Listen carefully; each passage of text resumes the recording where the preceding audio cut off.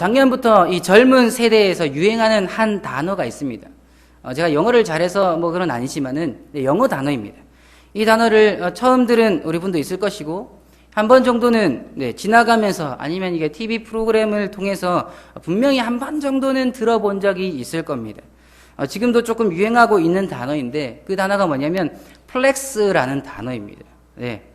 젊은 사람들이 봤죠? 아라고 대답합니다. 한 것처럼 플렉스라는 이 단어인데요. 사실 이 단어는요, 뭐 준비 운동으로 몸을 풀다 아니면은 몸을 좀 구부리다라는 의미를 가지고 있습니다. 제가 영어를 전문적으로 하지 않기 때문에 여기까지만 알고 있습니다. 여기까지만요. 그런데 왜 이런 단어가 많은 젊은 사람들한테 유행을 하고 있을까요? 사람들이 준비 운동을 이렇게 하다 보면요, 이 몸을 풀고 이 팔 다리를 이제 구부리다 보면요, 자연스럽게 뭐가 나오냐 하면요, 저도 이렇게 좀 있겠지만은 작게나마 이게 나온 게 뭐냐면 근육입니다. 크다고 이야기 안 했습니다. 작게나마 구부리면, 제가 지금 이렇게 서 있을 수 있는 이유가 이 근육이 있기 때문이에요. 구부리면 근육이 이제 나오게 된다는 거죠. 누군가는 크게 나올 수도 있고, 누군가는 작게 나올 수가 있습니다. 어쨌든, 그러한 것을 자랑한다라는 표현을 이 플렉스라는 단어를 통해서 쓰고 있는 겁니다. 자, 예를 하나 들면 이렇게 사용을 하더라고요. SNS에 이제 사진을 이렇게 착 올립니다. 올리는데, 사진 밑에다가 뭐라고 이제 쓰는가 하면, 나 오늘 백화점에서 명품백으로 플렉스 해버렸어. 말은 괜찮습니까? 나 오늘 백화점에서 명품백으로 플렉스 해버렸어. 라고 이야기를 한 겁니다. 이렇게 글을 적어 올리는 거죠. 그러면 많은 사람들이 그것을 보면서 좋아요도 누르기도 하고, 최고예요. 라고 하기도 하고, 그렇게 이제 누르기도 합니다. 플렉스라는 이 단어를 쓰면서 사람들이 어떠한 것을 자랑하고 있을까요? 자신이 얼마나 많은 곳을 여행을 했는지, 또 명품을 구매한 것, 좋은 음식을 먹은 것, 또 얼마나 많은 돈을 벌고 많은 돈을 쓰고 있는지를 자랑하고 있다라는 겁니다. 실제로 이렇게 함께 모여서 실제로 이제 만난 사람들한테 이 자랑하기도 하지만은 요즘에는 이제 SNS라는 것을 이제 이용해서 자신만의 공간에서 더 많은 사람들에게 자신을 자랑합니다. 좋은 옷, 좋은 신발, 좋은 장비, 사람들이 부러워할 만한 것들을 게시물로 올려서 자신의 자랑거리들을 날마다 나타낸다라는 거죠. 세상에 있는 사람들은 충분히 그렇게 할 수 있습니다. 왜냐하면 그들은 진짜 소중한 것, 그들이 정말 가치 있다고 여기는 것이, 정말 가치 있는 것이 무엇인지 모르기 때문입니다. 그러나 저와 여러분들은 어떻습니까? 정말 우리의 자랑이 되어야 하는 것은 무엇인지 오늘 이 말씀을 통해서 함께 좀 살펴보려고 합니다. 오늘 우리가 읽은 이 고린도전서 1장 11절에 바울은 이렇게 편지를 쓰고 있습니다. 제가 읽어드리겠습니다. 내 형제들아, 글로에의 집 편으로 너희에 대한 말이 내게 들리니 곧 너희 가운데 분쟁이 있다는 것이라 라고 합니다. 바울은 이 고린도 교회에 큰 분쟁이 생겼다라는 소식을 들었습니다. 그런데 그 분쟁이 생긴 이유가 무엇일까요? 이 문제를 10절에서는 이렇게 말씀을 합니다. 우리 같이 한번 우리 10절을 읽어보겠습니다. 시작. 형제들아, 내가 우리 주 예수 그리스도의 이름으로 너희 가운데 분쟁이 없이 같은 마음과 같은 뜻으로 온전히 합하라 라고 합니다. 여기에서 마지막에 나타나는 이 온전히 합하라 라는 이 말의 뜻을요, 명확하게 설명해 주는 구절이 하나 있습니다. 뭐냐면 마가복음 1장 19절입니다. 마가복음 1장 19절 우리 다시 한 번 더 같이 읽어보도록 하겠습니다. 시작. 조금 더 가시다가 세베대의 아들 야고보와 그 형제 요한을 보시니 그들도 배에 있어 그물을 깁는데, 제가 대구라는 이 내륙 지방, 분지라는 그 지방에 사는 한 20년 정도 살았습니다. 제 고향이 대구인데요. 제가 뭐 어부에 대해서 그리고 뭐 어촌 생활에 대해서는 제 패션에 무지한 것처럼 이 어촌 생활에 대해서도 상당히 무지합니다.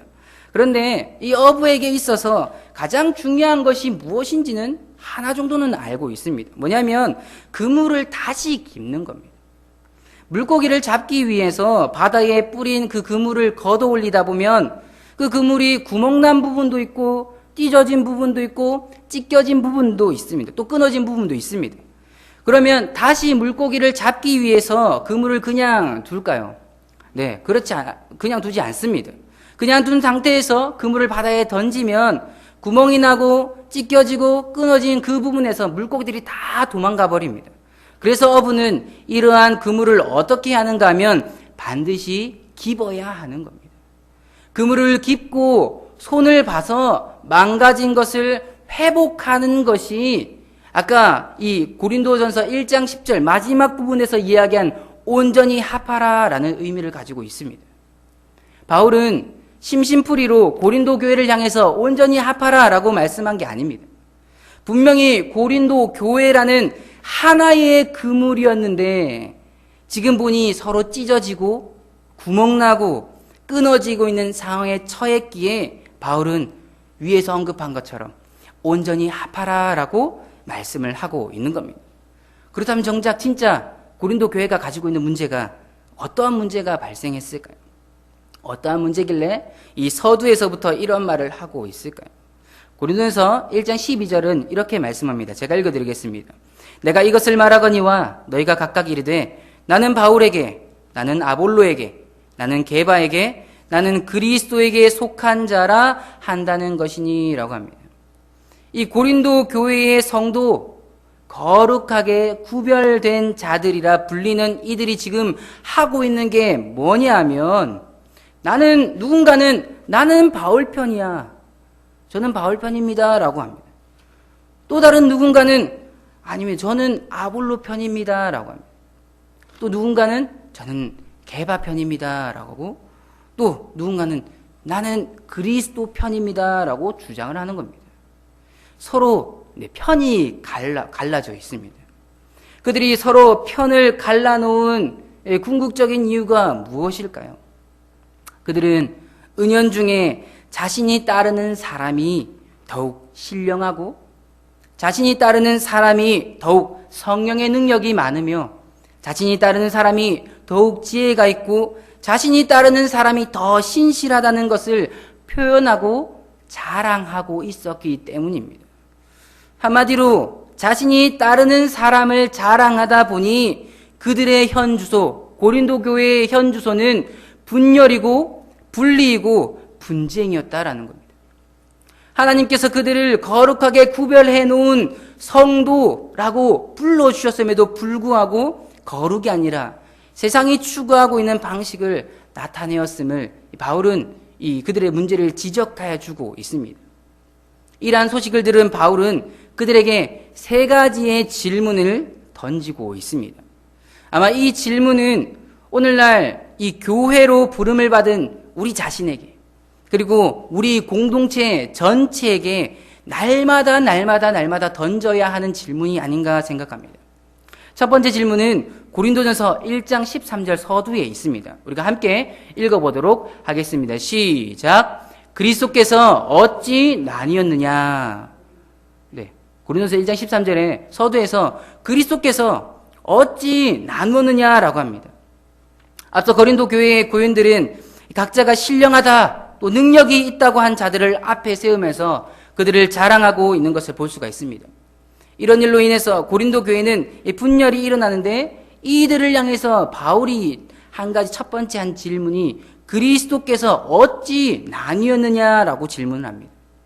이를 통해서 그들이 교회에 대해서 오해하고 있는 것들 그리고 그들이 현재 놓치고 있는 부분들이 무엇인지를 깨닫게 해 주려고 바울은 이러한 첫 번째 질문을 던지고 있는 겁니다.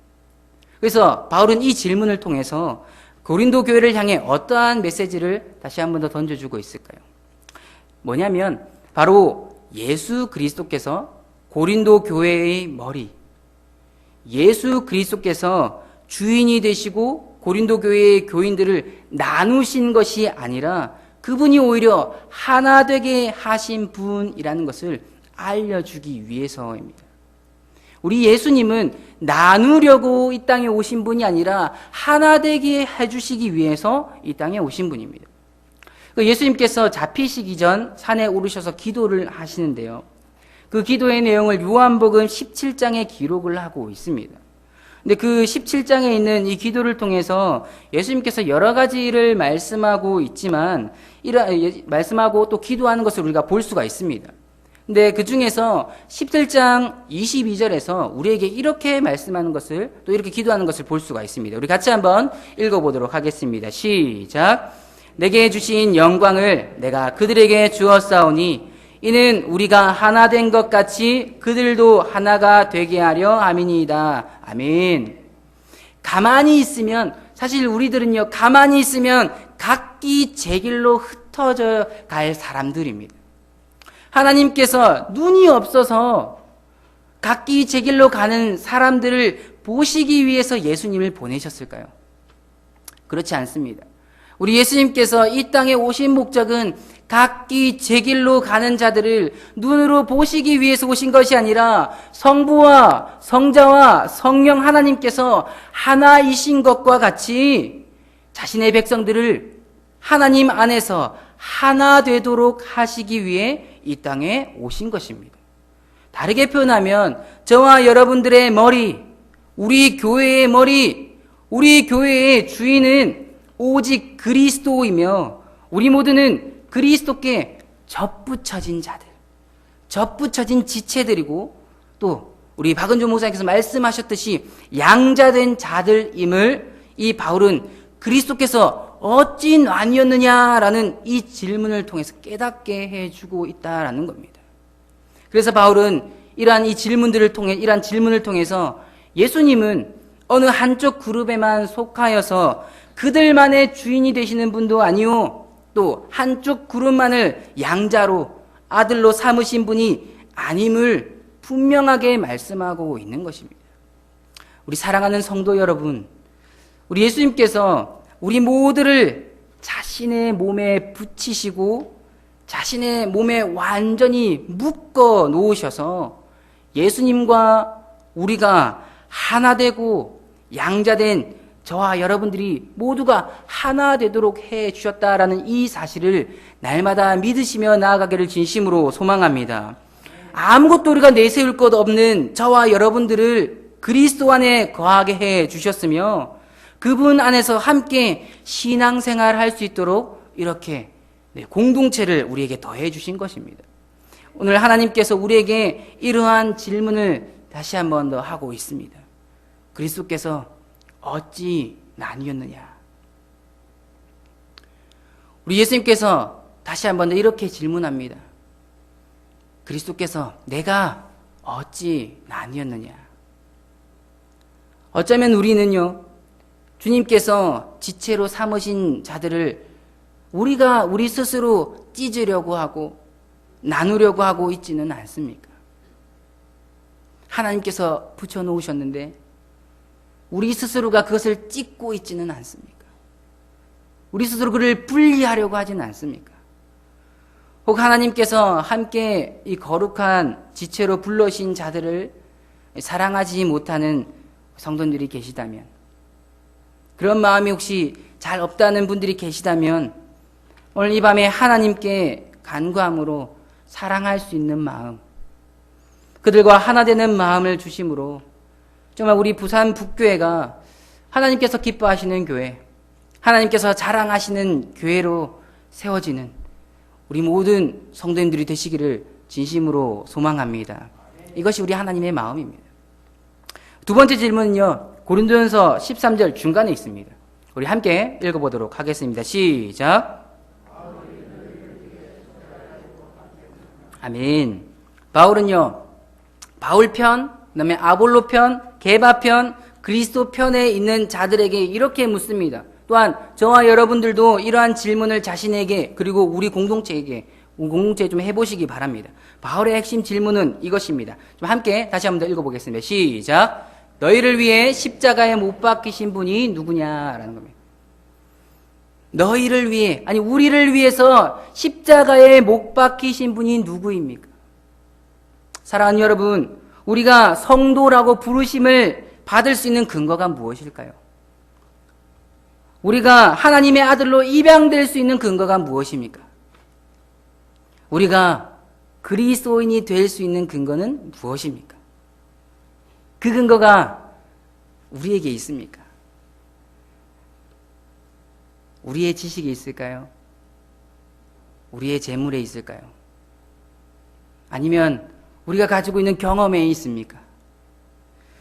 우리에게선요, 성도로, 자녀로, 그리스도인으로 부름을 받을 수 있는 근거를 단 하나도, 손톱대만큼도 찾을 수가 없습니다. 오직 어디에서만 찾을 수 있는가 하면 오직 예수 그리스도의 십자가를 통해서만 가능합니다. 그리스도의 십자가가 없었더라면 우리는 빛이라는 것을, 그리고 생명이라는 것을 발견할 수 없는 그 어둠의 권세에 있던 자들입니다. 그러나 그리스도 예수께서 자신의 생명을 십자가에 내어 줌으로써 우리의 모든 죄악을 담당하셨고, 그분의 이 대속의 은혜를 통해서 모든 죄값을 지불하심으로 하나님 아들의 나라로 옮겨지게 되었습니다. 그뿐입니까? 십자가를 지신 예수님께서 그 십자가에 못 박히신 손으로 이 불의한 자들에게 찾아오셔서 손을 내미시면서 이제 너는 내 아들이야, 이제 너는 내 딸이야 라고 말씀하시고, 그것을 그냥 말로 그치지 않고 성령 하나님을 통해서 이것이 불변의 진리라는 것을 보증해 주셨습니다.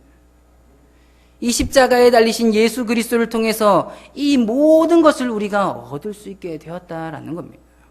그리고 우리를 위해서 십자가에 달리신 예수 그리스도로 인해 우리는 그리스도를 닮아가는, 또 그리스도인으로 살아갈 수 있게 해 주신 것입니다. 참 은혜이지 않습니까? 그래서 우리가 자랑해야 할 것이 무엇이겠습니까? 고린도 교회가 지금 자랑해야 하는 것이 무엇일까요? 지혜 있다라고 말하는 사도일까요? 복음을 위해서 힘쓴 바울입니까?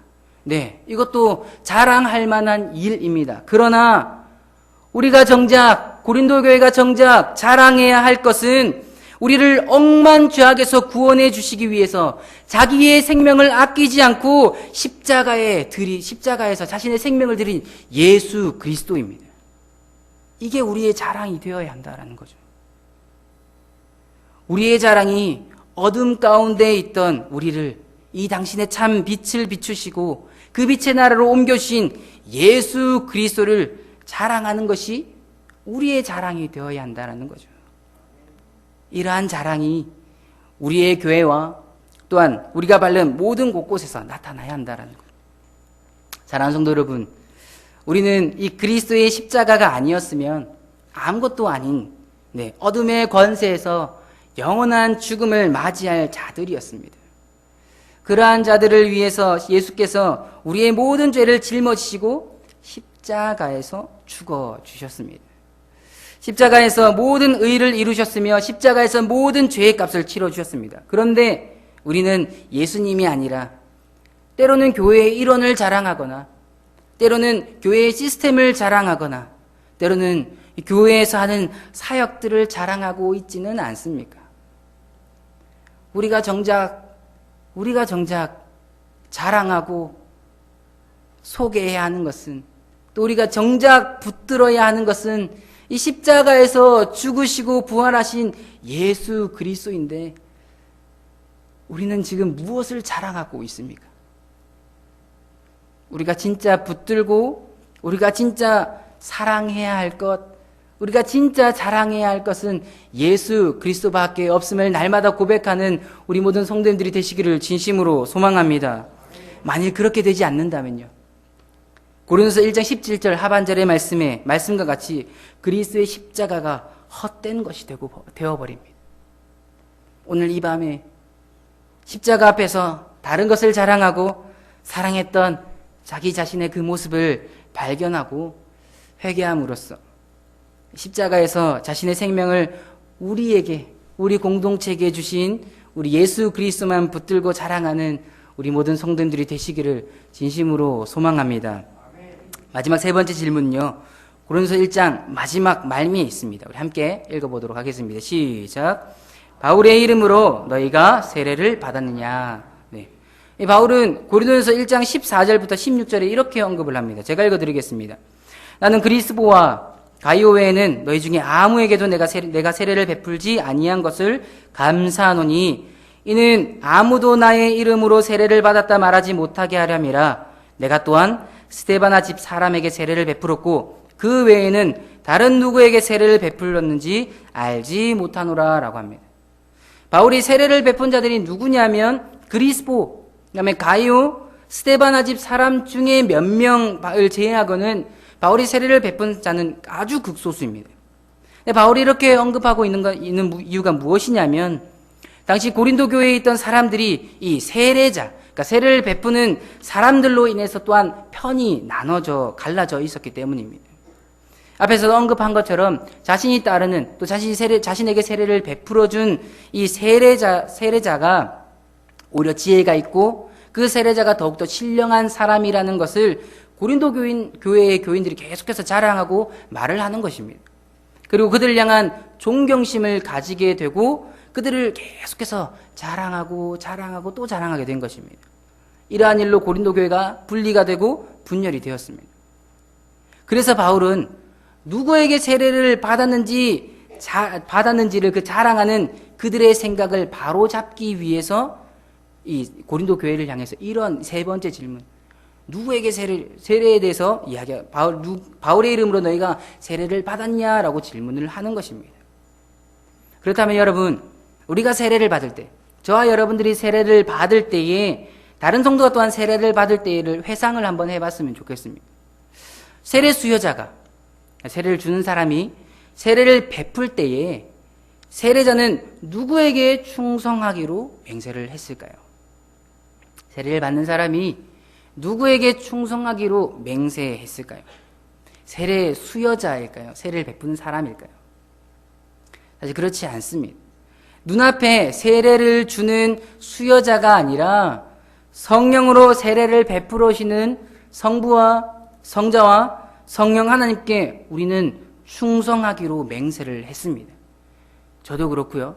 여기는 모든 사람들이 세례를 받을 때에 세례 주는 사람이 아니라 정말 진짜로 세례를 베풀어 오시는 하나님께 충성하기로 맹세를 했습니다.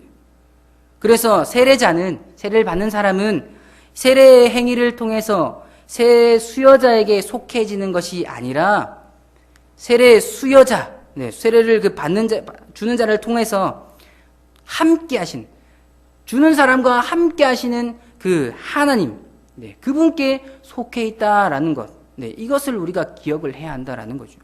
그래서 그 어느 누구도 세례 수여자에게 세례를 받았다고 그 사람을 자랑하거나 그 사람을 칭찬하거나 그 사람을 높여서는 안 된다라는 겁니다. 왜냐하면 우리에게 진짜 세례를 베풀어 주시는 분, 우리를 그리스도 안에서 접붙여 주신 분은 오직 하나님 한 분뿐이기 때문입니다. 또한 우리는 이 세례를 통해 하나님과의 관계를 맺는 것이지 사람과 더 좋은 관계를 맺게 되는 것이 아닙니다. 우리가 이것을 잘 기억해야 됩니다. 그렇기에 이 바울은 세례를 베푼 자들이 몇 없지만 하나님께서 자신을 사도로 부르신 이유는 세례를 베풀기 위해서가 아니라 이 땅에 복음을 듣지 못한 자들에게 복음을 전하기 위해서임을 계속해서 강조하고 있는 것입니다.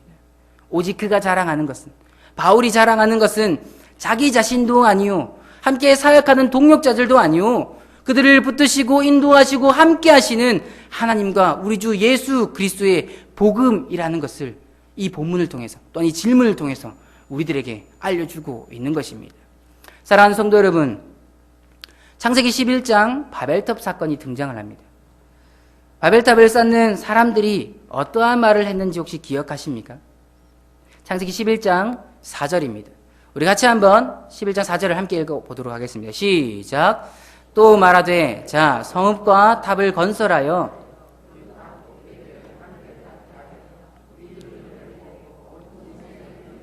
면하자 하였더니 그들의 모습과 그들의 말을 통해서 볼 수 있듯이 그들은 자신의 힘, 자신의 능력을 과시하기 위해서 탑을 쌓고 우리의 이름을 내기 위한 노력을 계속해서 하였습니다. 가인의 후손의 모습입니다. 이 모습은 가인의 후손의 모습입니다. 그러나 은혜로 하나님의 자녀가 된 저와 여러분들의 모습과 말에는 어떠한 것이 나타나야 하겠습니까? 은혜의 수여자가 되시고 구원자가 되시고 십자가의 의를 이루신 예수 그리스도의 모습이 드러나야 하고 그것을 우리는 자랑해야 한다라는 겁니다. 가인의 후손의 모습들은 우리의 이름을 드러낸다라고 하지만 우리는요, 예수 그리스도의 이름만, 예수 그리스도의 복음만 드러내는 자가 되어야 한다라는 겁니다. 이것이 그리스도인의 모습입니다. 세상에서 빛과 소금과 빛이 되는 것은 세상에서 그리스도의 모습을 드러내고 자랑하는 것을 의미합니다. 우리가 많은 이 본문의 마태복음 본문을 통해서 소금과 빛이 되자라고 우리가 많이 듣고 또 그렇게 결단하고 있지 않습니까? 그런데 그 의미는 세상에서 그리스도의 모습을 드러내고 자랑한다라는 그 의미를 또한 지니고 있습니다. 그분의 거룩함을 이 세상에서, 그분의 온유함을, 그분의 긍휼함을, 그분의 사랑을 이 땅에서 자랑하는 것이 이 땅에서 소금과 빛의 역할을 감당하는 것이라는 겁니다. 그래서 우리의 자랑은, 저와 여러분들의 자랑은, 나의 자랑은 날마다 예수 그리스도가 되어야 하고 우리의 자랑은 오직 예수 그리스도뿐이라는 겁니다. 오늘뿐만 아니라 매일의 삶이 이러한 예수님만 자랑하는 모습들이 되기를 진심으로 소망합니다. 사실 우리는 연약하고 부족해서 이렇게 할 수 없는 존재입니다. 그래서 예수님께서 누구를 우리에게 보내주셨습니까? 우리 성령 하나님 보내주셨습니다. 오늘도 성령 하나님께 간구하여서 우리가 날마다 드러내고 자랑해야 하는 것이 오직 우리 주 예수 그리스도와 복음이 될 수 있도록 간구하시고, 특별히 하나님께서 우리를 하나 되게 해주셨고 사랑하게 해주셨습니다. 우리의 지체를 사랑하고 섬기고 또 그들을 향해 순종하고 함께 하나의 공동체로 날마다 성장하는 우리 모든 성도님들이 되시기를 진심으로 소망합니다.